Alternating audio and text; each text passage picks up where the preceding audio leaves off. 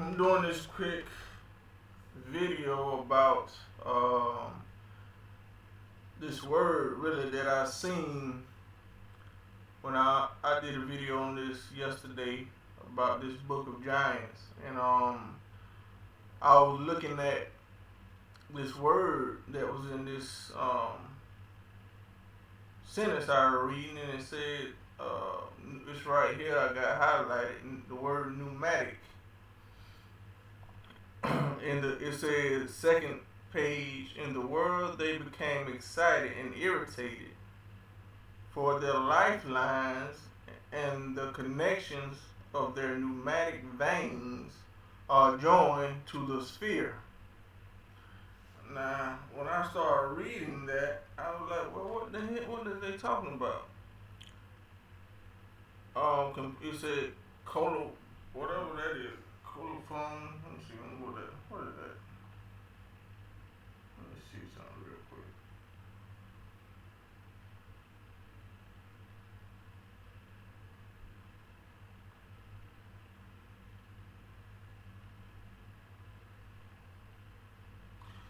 And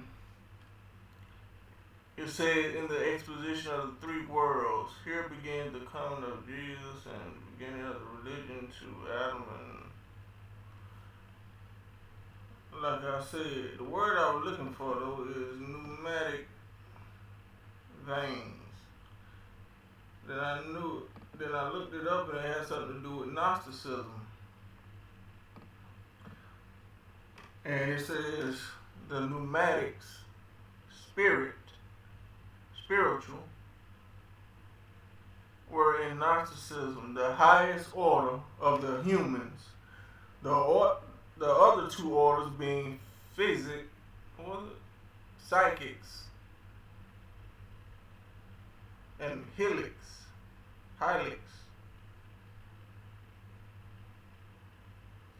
A pneumatic saw itself as escaping the doom of the material world via the transcendent knowledge of Sophia. Sophia's divine spark within the soul. Okay, so let's get into this.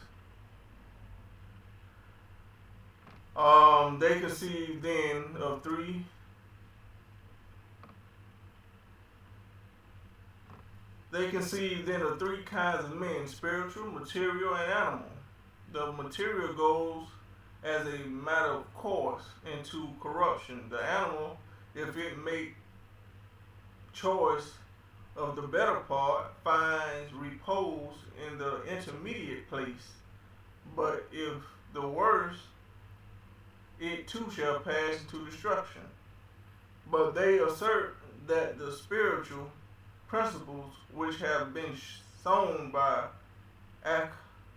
moth or whatever, being disciplined and nourished here from the time until now in righteous soul become, when given forth by her, they were yet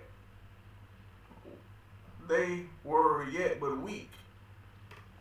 At last attaining to perfection shall be given as brides to the angels of the Savior, while their animal souls of necessity rest forever with the demiurge in the intermediate place. And again, subdividing the animal souls themselves, they say that some are by nature good and others by nature evil. The good are those who become capable of receiving the spiritual seed and become pneumatic. The evil by nature are those who are never able to receive that seed and become hylic. I said, I knew it was something to this. Now,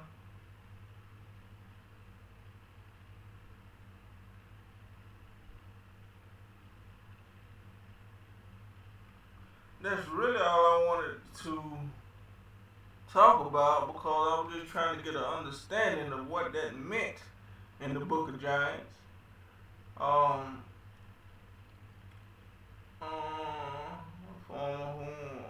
Animal soul, in the New Testament, I'm going to read a little bit of this. In the New Testament, a contrast is made between the and the pneumatic, the former, whatever them two words is, and the former of whom the mere animal soul predominates, the latter exhibiting the working of a higher spiritual nature. It gave you the verses, Jude and all this. In the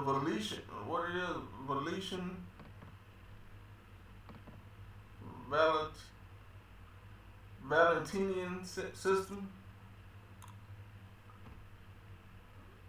this contrast is sharpened and is made to depend on original difference of nature between the two classes of men, a mythical theory being devised which profess to account for the origin of the different elements in men's nature, the psychic element being something higher and better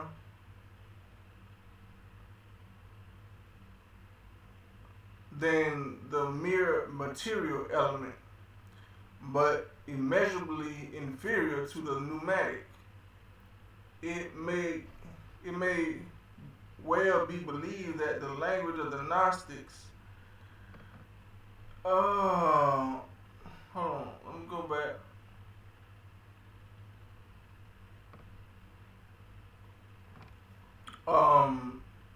That the language of the Gnostic sect, the pneumatic are spiritual men who have attained the perfect knowledge of God and been initiated into the three mysteries of Akhmota herself. Christians being branded as Psyche or Psyche or whatever.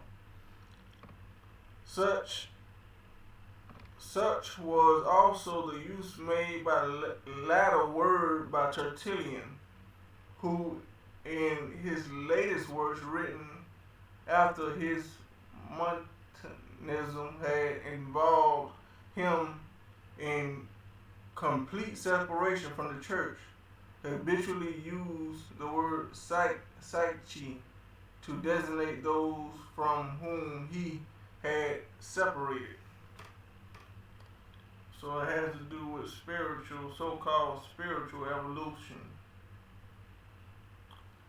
A circle of pneumatics in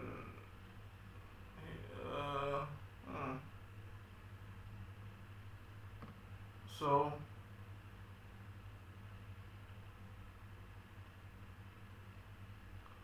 has to do with so-called becoming more spiritual. So when they say here that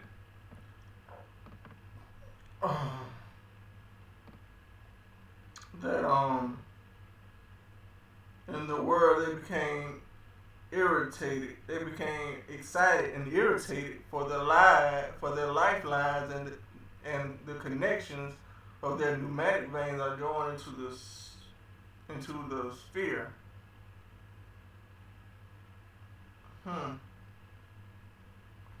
But all fulfilled their task lawfully. Now they became excited.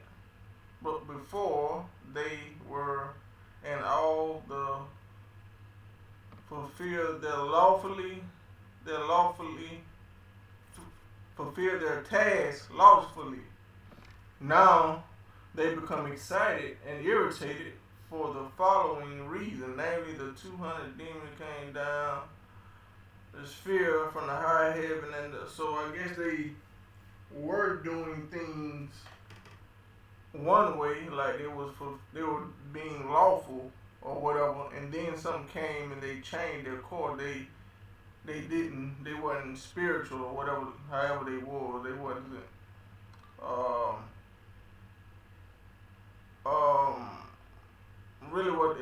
really what I get from it is they wasn't obeying anymore, because they were saying they were connected to the circle of the earth, so meaning they were just fulfilling their tasks, like kind of like they were trained, the way I see it. But that's all I really want to talk about was the word pneumatic and its connection to Gnosticism and the spirit of this and the spirit, the helix. Let's look that up. Helix. Click on the opposite of psychics. Helix, the opposite of psychic. Somatics.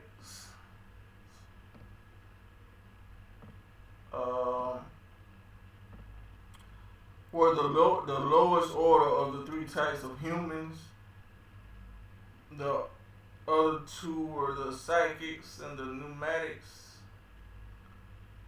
So humanity comprised matter-bound beings, matter-dwelling souls, and matter-free or immaterial spirits. Somatics were deemed completely bound to matter. Matter, the material world, was considered evil by the Gnostics. The material world was created by demiurge. In some instances, a blind, mad god. In others, an army of rebellious angels as a trap for the spiritual Enoa. The duty of the spiritual man was to escape the material world by the aid of the hidden knowledge, Gnosis. Somatics were human in form, but since their entire focus was on the material world, such as eating, sleeping, mating, or creature comforts, they were seen as doomed. The pneumatic saw itself as escaping the doom of the material world via the secret knowledge. Somatics were thought to be incapable of understanding.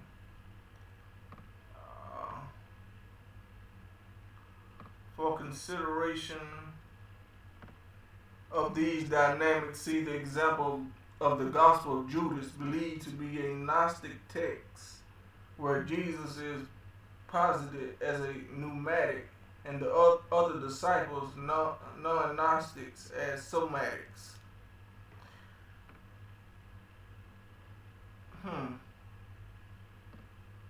So the Gnostics said that the material world was evil, and they were trying to escape it.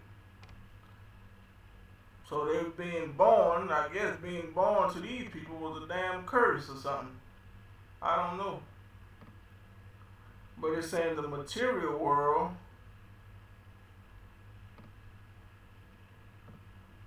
was created by a demiurge, in some instance, a blind, mad god, and others an army of rebellious angels, as a trap for the spiritual Enoa. Simon Magus, also known as Simon the Sorcerer, Enoa. Let's get back to it. Okay, was a religious figure whose confrontation with Peter. Okay. Now, if they're saying that the material world being a prison, like commerce, building all these devices, and like how many different types of computer do you need, how many different types of clothing do you need, how many different types of cups, and you see what I'm saying, just creation for creation's sake. I kind of understand that, just, creating without no direction.